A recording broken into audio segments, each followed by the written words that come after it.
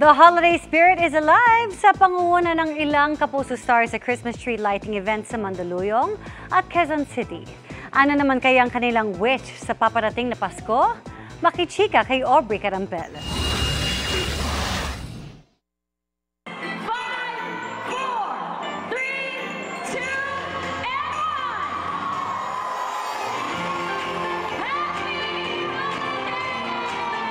Tila unboxing ang pag-reveal sa 45-foot giant Christmas tree sa isang mall sa Mandaluyong City. Very festive at playful ang theme nito na cuteness overload din dahil sa napalalamotian din ito ng iba't ibang characters. Mas nagningning ang Christmas tree lighting sa presence ni Kapuso primetime queen Marian Rivera na isa sa special guest sa event. 5, 4, 3, 2, Pinailawan na rin ang iconic giant Christmas tree sa Araneta City.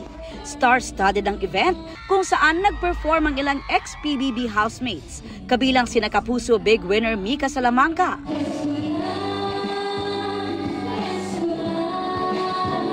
at ang kanyang big winner duo na si Brent Manalo.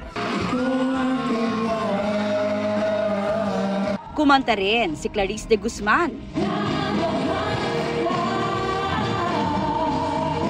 Bianca de Vera, at si unkabogable star Vice Ganda na naging yearly tradition na ang Christmas tree lighting sa Araneta. At isa sa Christmas wish niya ay hindi para sa kanya. Sana umayos itong bansang ito.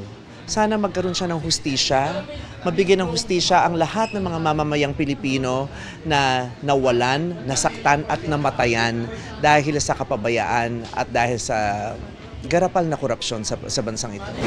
Ganito rin ang selfless Christmas wish ni Asia's multimedia star Alden Richards na dumalo naman sa isang Christmas event sa isang mall sa Quezon City. Ako sana lang, siguro sana ma-realize ng lahat ng mga kababayan natin, in position or not in position, to treat everyone fairly. Because I think that's being taken for granted for the longest time right now. And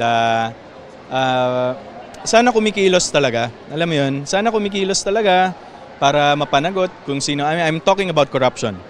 So sana kumilos talaga yung mga people in power. It's going to be a busy December for Alden dahil bukod sa 15th anniversary concert sa December 13, ilulunsad na rin daw nila next month ang kanyang anniversary project. So there's gonna be an activity called Caravan. So ito yung yearly natin na ginagawa na pagtulong sa mga charitable institutions. But this time, para mabigyan lang siya ng bagong flavor, we wanted to be a roaming caravan. So we'll go to different charitable institutions and then give out help para gagawin namin siya in one day because I've never done something like that before. Aubrey Carampel, updated sa showbiz happenings.